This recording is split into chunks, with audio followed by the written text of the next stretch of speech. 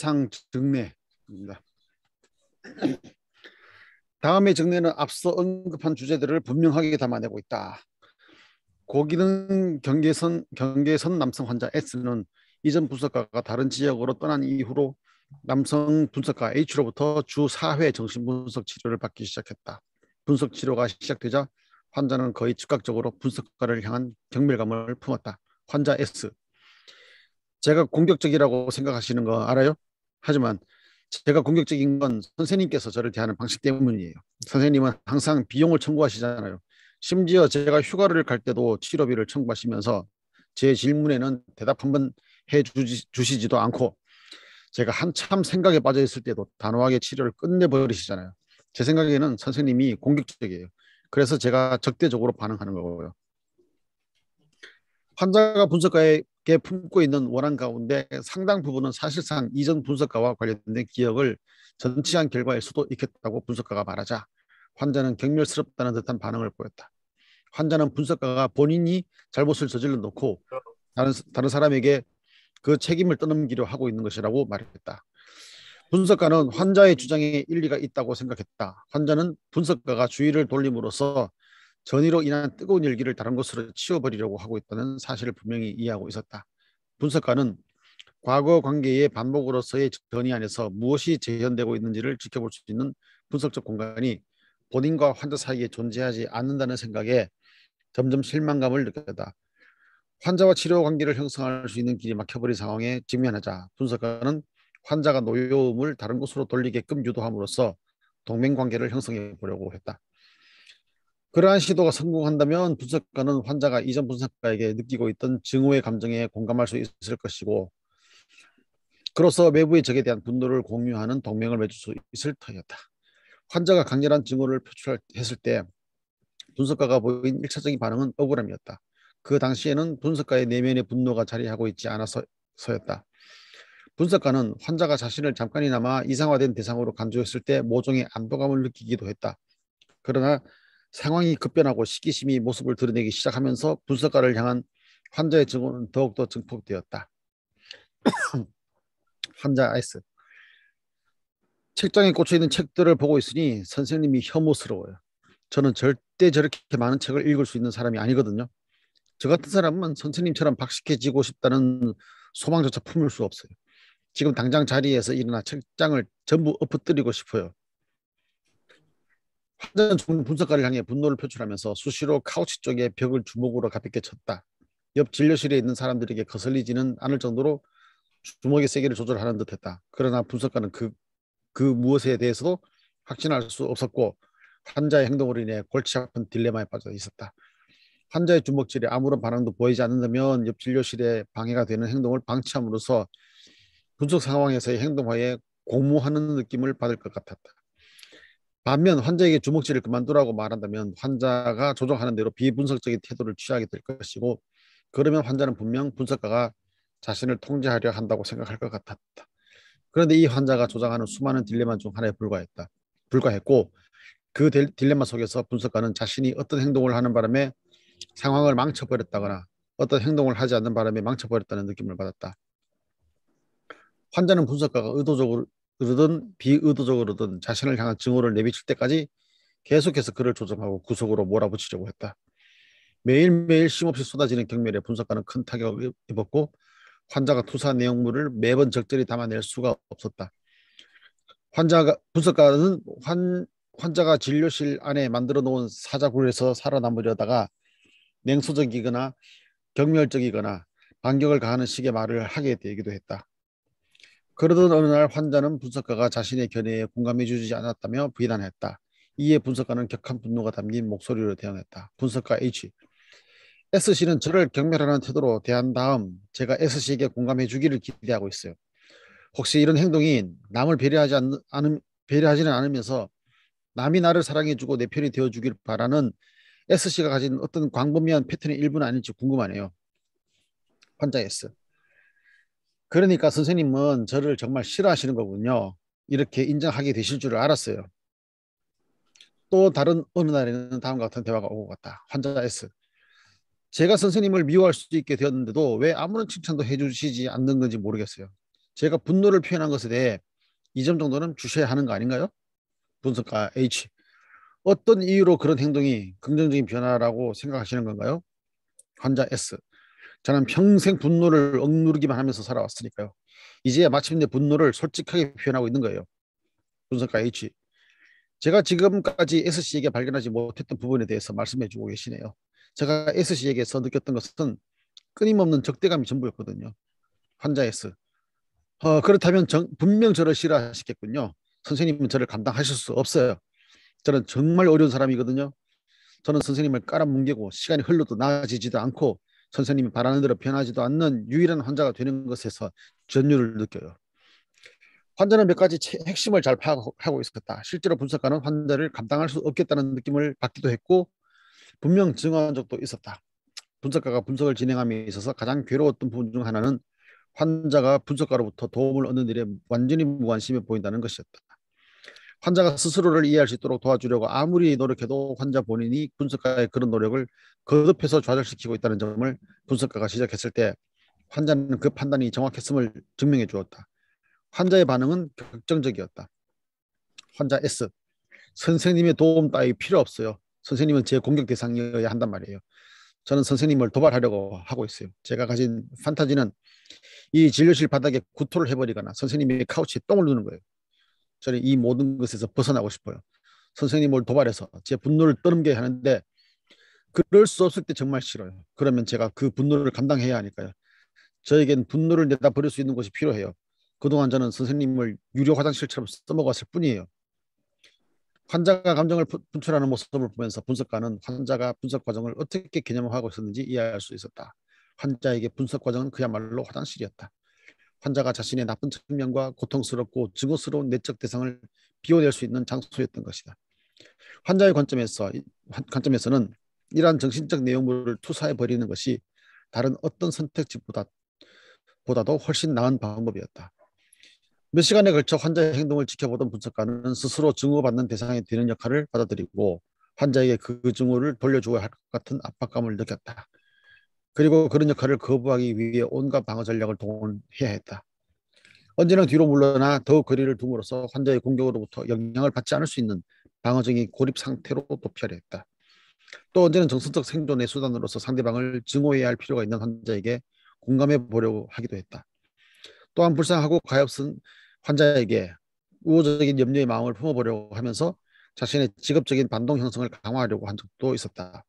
분석가가 이와 같은 방식으로 태도를 전환할 때면 환자는 어김없이 분석가가 잘난 체 한다고 생각했고 조금의 진정성도 없는 사람이라고 간주했다. 분석가의 역전이 혐오가 절정에 치달았을 때에는 분석가가 일정상 곤란한 문제가 생겨 환자에게 분석 시간을 수요일로 옮겨도 되겠냐고 물었을 때였다. 환자는 분석가 요청을 받아들여 시간을 변경할 수도 있지만 그렇게 하지 않겠다고 대답했다. 그리고 자신에게는 다른 사람들이 자신을 깔아뭉개도록 허용해 주는 것보다도 스스로의 권리를 주장하는 것이 중요하다고 말했다. 그러면서 늘 분석가가 주도권을 갖도록 내버려 두지 않고 자신이 직접 분석가를 통제할 수도 있다는 사실을 알았을 때 어마어마한 기쁨을 느꼈다고 덧붙였다. 환자가 협조해 주지 않기로 하자 분석가의 내면에는 분노가 솟구쳤다. 분석가는 매일 환자를 만나야 한다는 사실에 두려움을 느끼기 시작했고 어느새 환자가 분석을 그만두기를 바라고 있었다. 퇴근길에 운전을 하는 동안에는 어떻게 하면 환자가 분석을 그만두게 만들 수 있을지 떠올려 보기도 했다. 또한 분석 시간에는 절대 직설적인 모욕을 내뱉으면 안 된다는 사실을 인식하고 있으면서도 환자의 말문을 막히게 할 만한 비수를 떠올려 보게 됐다. 그렇지만 해보고 싶은 말들에 대한 공상은 환자가 분석가에게 불러일으킨 강렬한 증오를 대사시키고 견뎌내는 데 도움이 되었다. 이처럼 강렬한 역전이 증오가 지속되고 있던 중에 분석가는 2주 동안 휴가를 떠났다. 휴가 마지막 날이 가까워지자 분석가는 매일 50분 동안 환자 S와 불쾌한 시간을 가져야 한다는 생각에 일터로 복귀하는 것이 두려웠다. 휴가가 끝나기 전날 밤 분석가는 다음과 같은 꿈을 꾸었다. 분석가 H와 환자 S가 분석 회계를 진행하고 있었다. 환자는 카우치 옆쪽의 벽을 주먹으로 계속해서 내리치면서 점점 강도를 더해갔고 그에 따라 분석가의 불안도 증폭되었다. 그때 갑자기 환자가 고개를 돌려 분석가를 쳐다보니 카우치에서 일어나 반항적인 비웃음을 지으며 분석가를 내려다 보았다.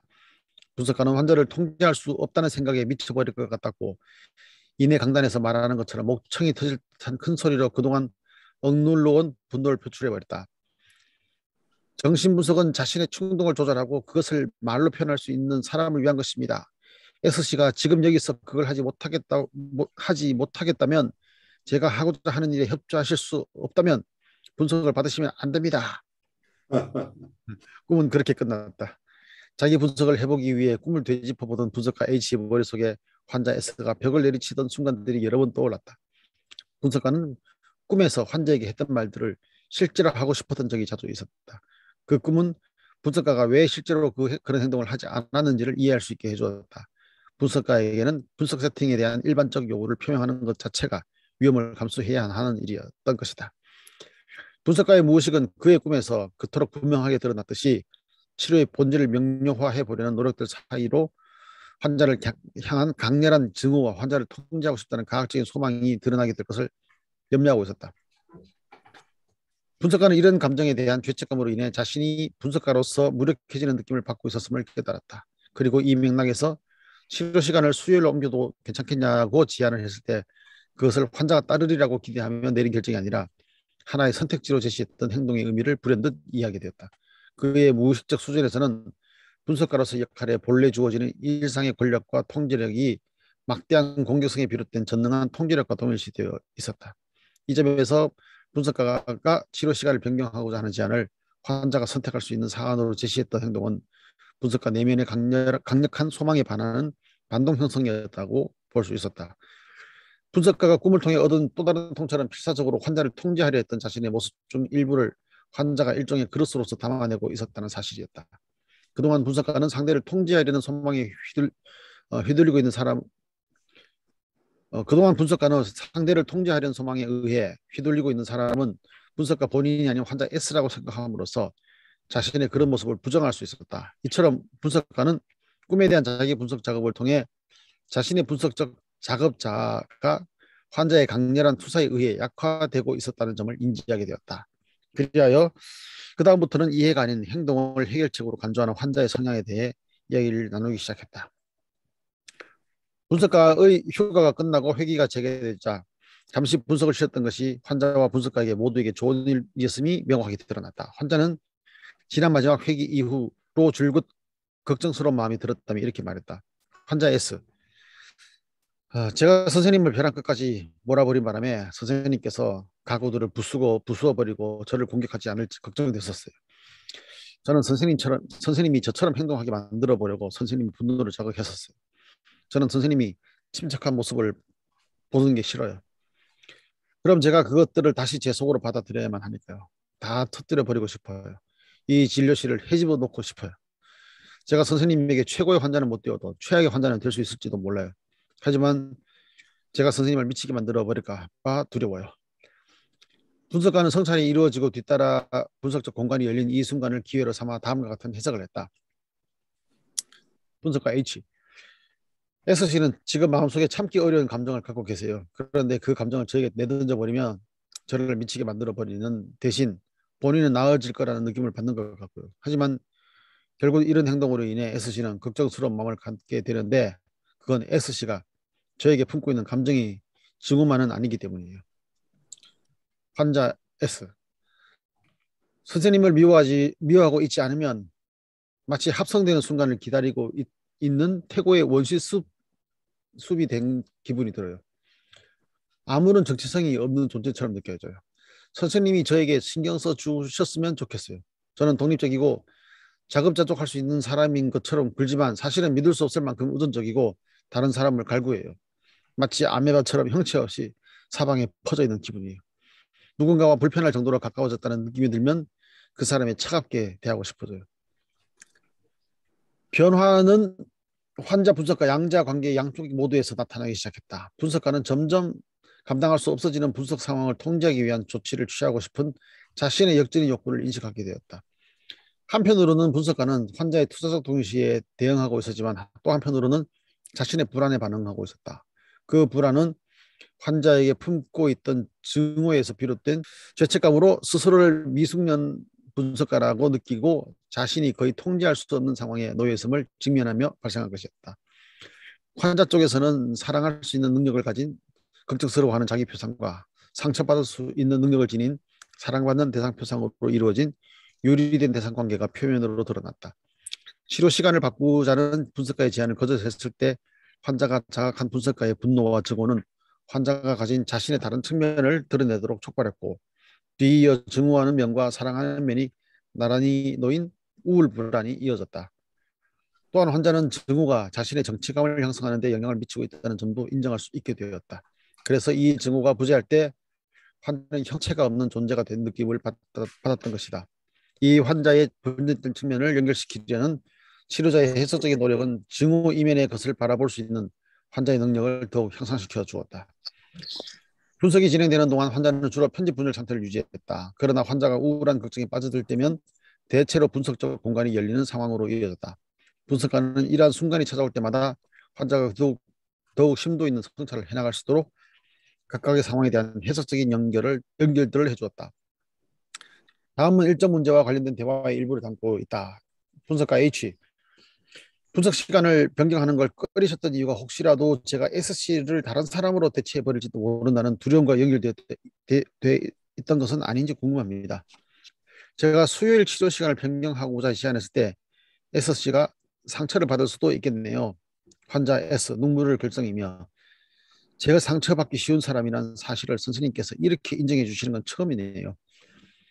지금까지 아무도 제 고통을 인정해 주지 않았어요. 저에게 가장 두려운 건 치료가 다 끝난 후에 선생님께서 저를 기억하지 못하실 거라는 거예요. 저는 이런 판타지도 갖고 있어요. 분석 치료가 끝나고 수년이 흐른 뒤에 선생님께 전화를 걸었더니 선생님께서 제가 누군지 모르겠다고 말씀하시는 거죠. 분석가 H. S씨가 저에게 품고 있는 증오는 저와의 연결감을 유지하는 데 있어서, 그리고 저에게 버려진다는 느낌을 피하는 데 있어서 중요한 감정이에요. 이미 알고 계시겠지만 S씨가 저를 계속해서 증오하는 한 치료를 종결할 준비가 되었다고 판단할 일은 거의 없을 거예요.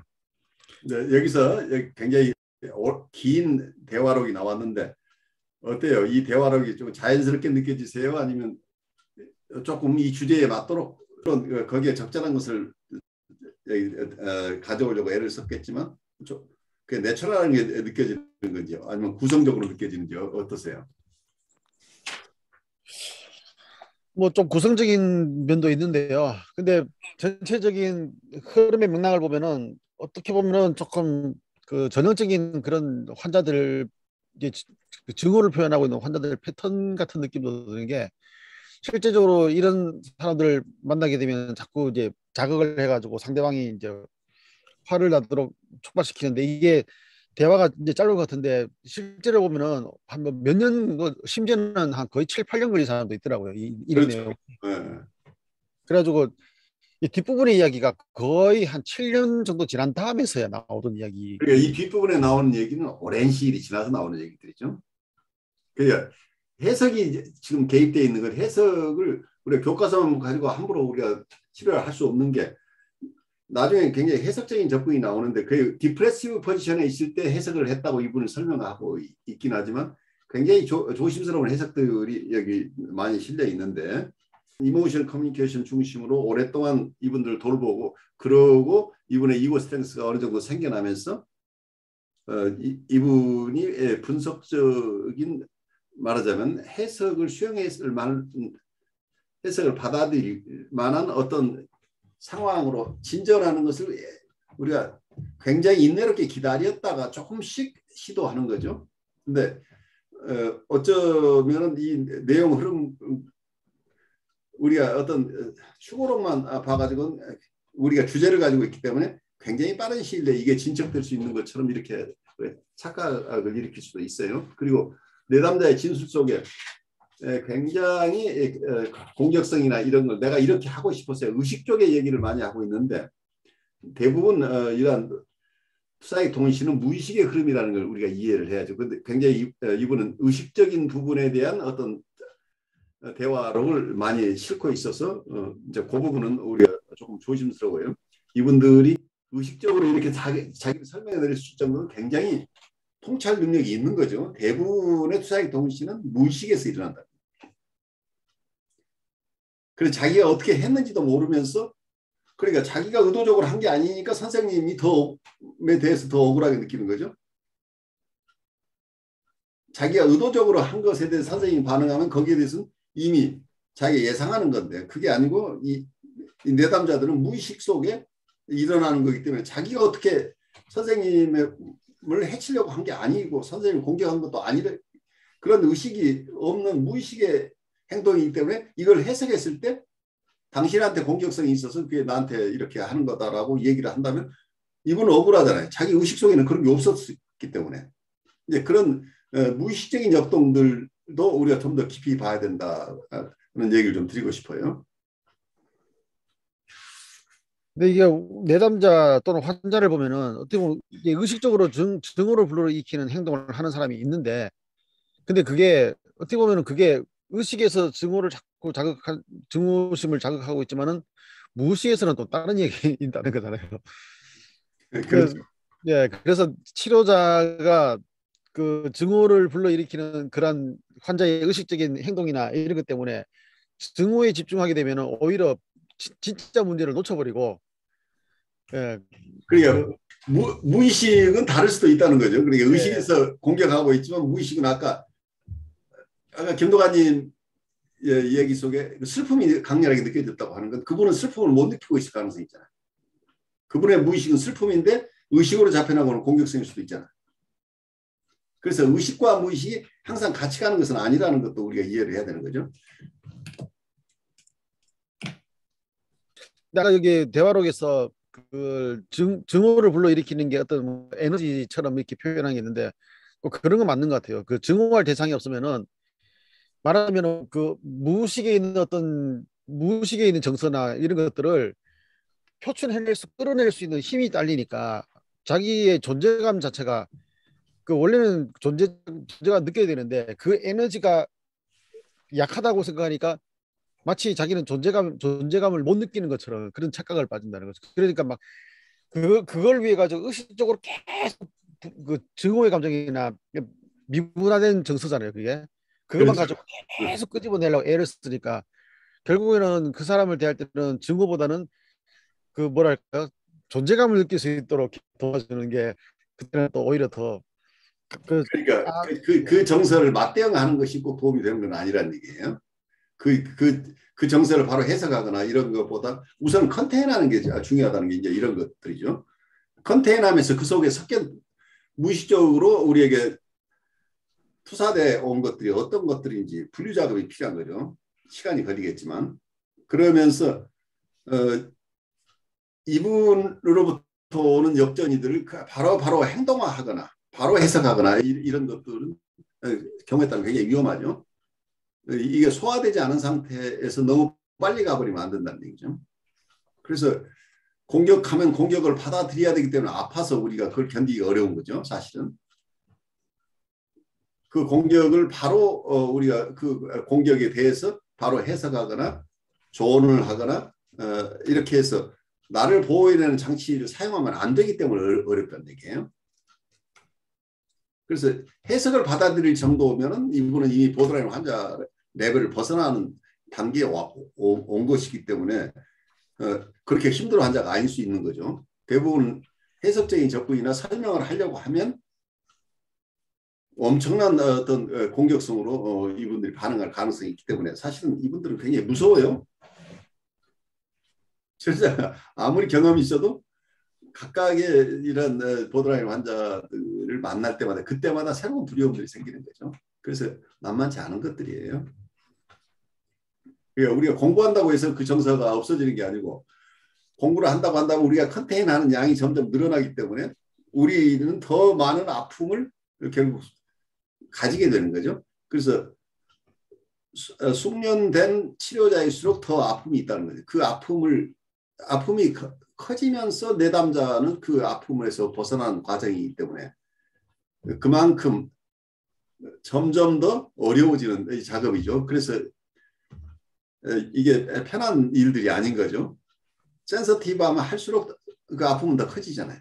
근데 우리가 센서티브 해야 내담자를 이해할 수 있고 내담자를 도울 수 있기 때문에 우리를 보호한다는 것하고는 전혀 정반대되는 상황으로 가기 때문에 이러한 치료를 해나가는 분들이 드문 거죠. 힘들어서. 그래서 보통 분석가들도 이렇게 힘든 보더라인 환자들을 전혀 안 받는 분도 있고, 그건 사이코테라피 쪽에서 하셔야 분석으로 뭐 안 됩니다라고 자기는 안 받는 분도 있고, 또 어떤 분들은 도와주되 신경증적 레벨에 있는 그래도 말귀를 알아듣는 내담자 중심으로 구성을 하고 그중에 10%나 20% 정도까지만 받는 분도 있고, 그래서 어쩌면 상담자가 자기가 감당할 수 있는 범위가 각각 다르기 때문에 그 상담자들을 왜 어려운 환자를 받지 않느냐고 우리가 비난할 수 없어요. 왜냐하면 본인이 감당하지보다는 내담자를 보호할 수 없기 때문이에요. 그래서 자기가 감당할 수 있는 범위 내에서만 이분들을 도와야 되는 이런 그 한계를 우리가 이해해야 되는 거죠. 근데 이제 그런 부분이 없이 어떤 분들은 너무 많은 환자에 노출돼 있어서 그로부터는 역전이들을 감당을 못해서 보통 사이코테라피 심리치료 하시는 분들 중에 미술치료를 하거나 어떤 여러 심리치료 쪽에 일하시는 분 중에 몇 년 지나서 굉장히 자기가 번아웃 됐다고 느껴서 굉장히 어려워하는 분들이 생겨나는 거죠. 금방 이제 사례 교수님께서도 이야기하셨는 것 같은데 저도 느낀 게 이 정도의 내담자면 자기가 화내는 이유도 어느 정도 막 성찰하고 있고 스스로 막 내가 당신한테 공격하고 있다. 내가 화장실을 이용하고 있다. 이거는 분석가가 해야 될 이야기인 것 같은데 자기가 알면서 화를 내는 수준이라서 실제는 사실은 이게 아니고 어떤 분석가의 어떤 또 빠져나가지 못할 여러 가지 꼬투리나 이런 걸 딱 잡아가지고 그 이유 때문에 내가 화를 막 내는 그런 일에서 감정적으로 폭발하는 사례들이 많죠. 네. 숨을 곳이 없어요. 이분들에게 걸려들면 변명할 수도 없어요. 이분들은 그리고 굉장히 센서티브하기 때문에 우리의 정서까지도 다 흔히 우리가 숨기려고 하는 정서까지 다 알아요. 그래서 이분들의 공격은 매서워요. 그래서 뭐랄까 딱 원인을 바로 상담자 당신한테 있기 때문에 내가 지금 이러는 건 정당하다는 걸 너무 강렬하고 확실하게 하는데 좀 여기 나오는 그 내담자는 좀 일반적인 케이스는 아닌 것 같다는 생각이 들었고, 네, 그래서 그런 부분이 좀 어떻게 분석가가 이제 좀 이렇게 담아내기를 했고 이렇게 했는지 과정이 좀 선명하지는 않다는 게 제 개인적인. 왜냐하면 어쩌면 이분들은 자아심리학 쪽에서 소화하고 있기 때문에 자아심리학이 원래는 해석 중심의 기법이잖아요. 그래서 계속해서 해석을 우선 중심으로 하면서 어떤 치료를 해나가는 쪽으로 가고 있기 때문에 메디컬 닥터들인 경우에는 치료 기법이 달라요. 왜냐하면 어쩌면 내담자가 너무 퇴행이 심하면 바로 입원시킬 수도 있는 가능성이 있기 때문에. 그런데 지금 우리 김동환님이 보고 있는 것처럼 개인 사무실에서 개인 치료실에서 상담을 할 경우에는 이분들이 지나친 퇴행이 일어나면 우리가 감당할 수 없잖아요. 그리고 메디컬 트리트먼트가 바로 보장돼 있는 거 메디컬 팀이 서포트하는 것도 아니기 때문에 이제 그런 부분에서 이분들의 얘기를 우리가 걸러서 드려야 돼요. 그래서 여기에 게버드나 컨버그나 이런 분들은 메디컬 닥터로서 내담자를 치료하고 있기 때문에 좀 더 깊은 해석 쪽에 의존하고 있다고 하는 거예요. 그런데 보통 레이맨 중심으로 이렇게 치료를 하고 있는 현대정신분석 쪽에서는 좀 더 세밀하게 자극의 양을 봐요. 지나치게 자극이 가면은 이분들 퇴행이 심해질 가능성들이 있기 때문에 그 부분이 어디까지가 이분이 수용할 수 있는 자극의 양인가. 그래서 측량할 수 없지만 어떤 체험을 통해서 계속해서 양적인 관심을 가져야 되는. 그냥 공격성이라고 하는 것 자체도 공격성을 10인 사람, 20, 30, 40 각각 다른데 내담자에 따라서는 우리가 하는 얘기, 우리가 어떤 걸 해석을 한다고 한다면, 어떤 설명을 한다고 하는 것도 우리가 하는 얘기가 이게 하나의 자극이 돼. 근데 자극의 양이 어떤 사람은 뉴라티건 환자가 100의 자극에 노출됐을 때 그걸 소화할 수 있다고 한다면 사이카틱한 사람은 10이나 20밖에 소화를 못하는 거예요. 보드라인 레벨은 30이나 90, 80까지 폭이 넓은데 이분이 어느 정도의 자극까지를 견뎌낼 수 있는지를 쉽게 알 수 없다는 거죠. 근데 그 아는 길은 오랜 시간 서로 하나의 치료 동맹을 맺으면서 이 사람을 깊이 알아가면서 이분이 감당할 수 있는 범위 내에서 하지만 정서적으로 공감하지만 또 적절한 좌절 또는 통찰도 필요하기 때문에 경우에 따라서는 해석을 할 수도 있는데 설명을 할 수도 있는데 이분이 어디까지 소화할 수 있느냐가 먼저 고려해야 된다는 점 때문에 훨씬 더 섬세하게 봐야 된다고 보는 게 현대정신분석에서 보는 입장이에요. 그러니까 퇴행하면 그때 뭐 입원 치료를 한다는 쪽까지 가서는 안 된다는 게 대부분. 그런 상황이 일어나지 않는 범위 내에서 치료가 일어나야 되기 때문에 굉장히 섬세하게 관찰하는 쪽의 트레이닝들을 현대정신분석에서 하고 있어요. 그래서 현대정신분석에서는 우선 초기에 내담자들 이렇게 사이카틱한 내담자나 보드라인 내담자들을 관찰하는 것부터 훈련을 시켜요.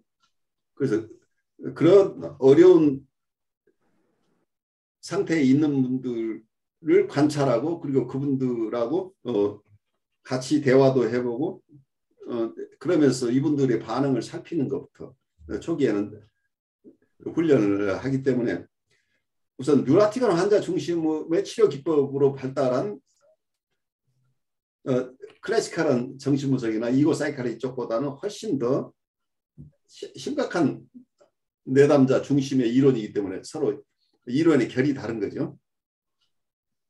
궁극적으로는 자아심리학 쪽의 얘기가 맞아요. 결국은 해석을 통해서 통찰이 일어나야 건강해진다. 그런데 그 지점까지 가기 위해서는 보드라인 환자나 사이카틱한 환자들은 이 해석을 수용할 수 있을 때까지는 정서적으로 충분하게 공감받으면서 심바이오시스 관계를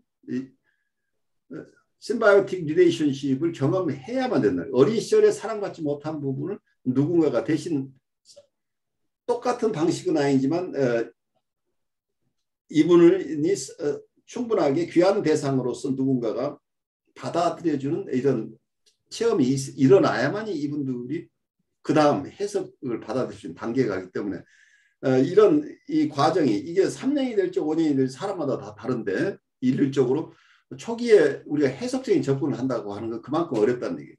그렇게 하다가는 판판이 서로 어려운 결과가 올 수 있는 거죠. 그래서 이런 보드라인 레벨이나 사이카틱한 레벨에 있는 내담자들에 대한 우리 어웨이니스가 없는 상태에서 일반 상담으로 들어가는 경우는 대부분 몇 획이 진척이 안 돼요. 10획이 가기도 굉장히 힘든 거죠. 왜냐하면 이분들은 해석적으로 접근하게 되면 바로 이분들 저항이 아주 심각해지기 때문에 어려운 거죠. 이런 내담자를 보면은 느끼는 게 해석보다는 느낌이다라는 생각이 들거든요. 그렇죠. 네, 왜냐하면 해석이라는 거는 충분히 느낀 다음에 어쩌면 해석을 안 해줘도 해석이 저절로 따라오게 되는 경우를 많이 보게 되거든요. 그 해석이 따라온다는 게 그 현대적인 분석에서는 그걸 말하는 모추레이셔널 인터프리테이션이라고 얘기를 해요. 네. 그러니까 성숙적 해석이라고 그러는데 가장 좋은 해석은 내담자가 스스로 해석하는 거라는 얘기예요. 그런데 우리가 너무 앞서서 해석해 주려고 하지 말라는 얘기예요. 그래서 때이른 해석이라고 하는 거는 어쩌면은 그 치료자가 가지고 있는 그 역정이라고도 생각되고요. 근데 그렇게 했을 때는 오히려 뭐랄까요, 느껴보지 못한 것을 갖다가 억지로 느끼게 하는 거기 때문에 해석이 별로 의미가 없게 작용되는 것 같아요. 그렇죠. 그냥 의미 없는 정도만 끝나면 좋은데 네. 그게 어떤 면은 굉장히 큰 저항을 가져오기 때문에 위험한 거죠.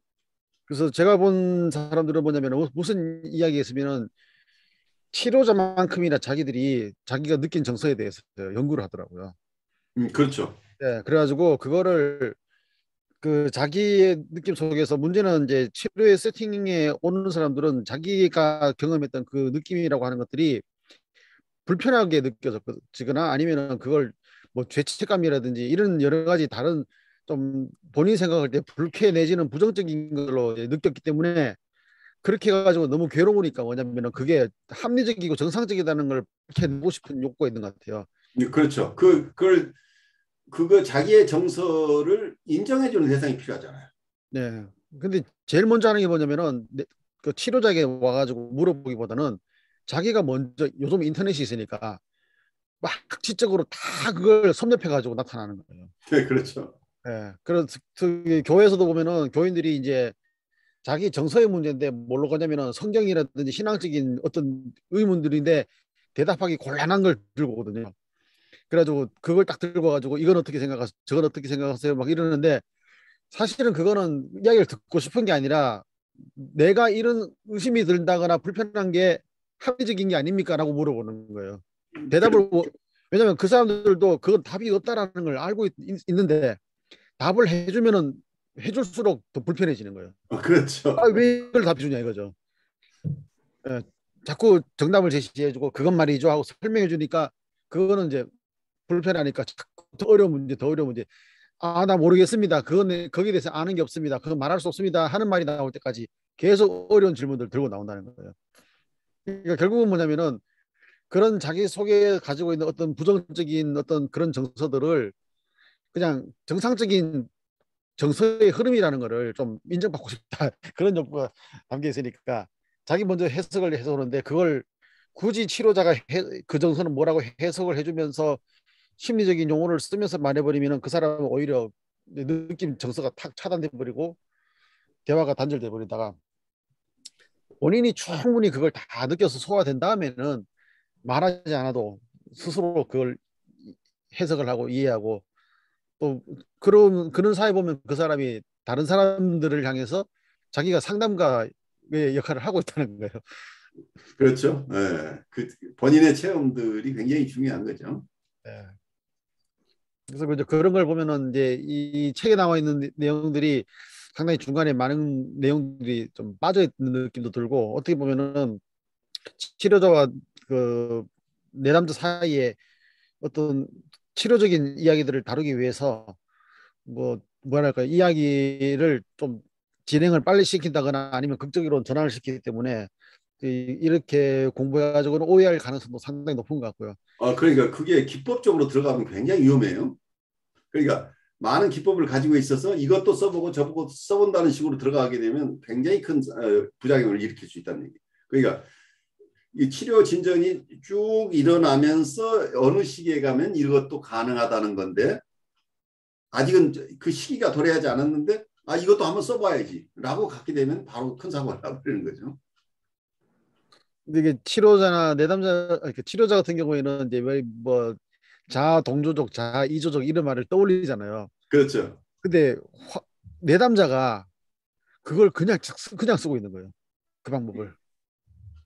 그래서 이 사람들은 어떻게 보면은 자기가 그 무의식에서부터 시작되는 어떤 어려움들을 겪으니까 생존하기 위해서 그런 심리적 기법의 툴들을 자연스럽게 아, 사용하고 있다는 걸 발견합니다. 사용하고 있는 거죠. 네. 그러니까 무의식적인 툴들을 사용하고 있어서 이분들은 굉장히 센서티브하기 때문에 어쩌면 우리가 느끼지 못하는 상담자가 느끼지 못하는 무의식에까지를 읽어낼 가능성도 있어요.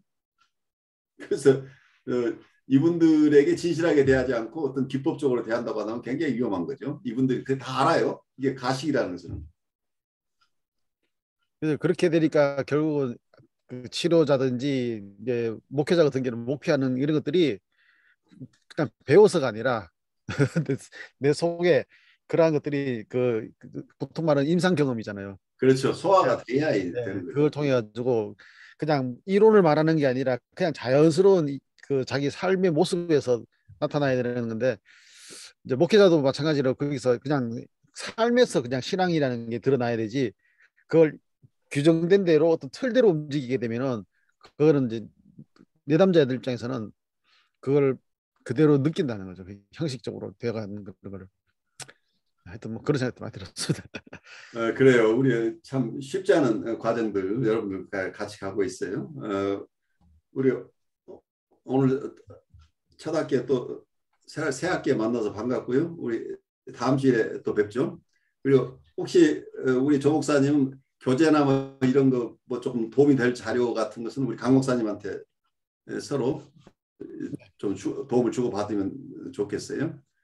네, 알겠습니다. 예, 수고하셨습니다. 네, 수고 많으셨습니다. 감사합니다. 감사합니다. 여러분 안녕하십니까? 혁신 라이프 코칭 연수원 ICC 창설자 신현근 정신분석학 박사입니다.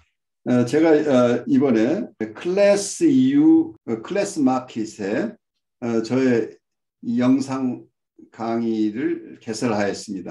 이번에 처음 개설한 강의는 정신분석적 인간 이해 과목입니다.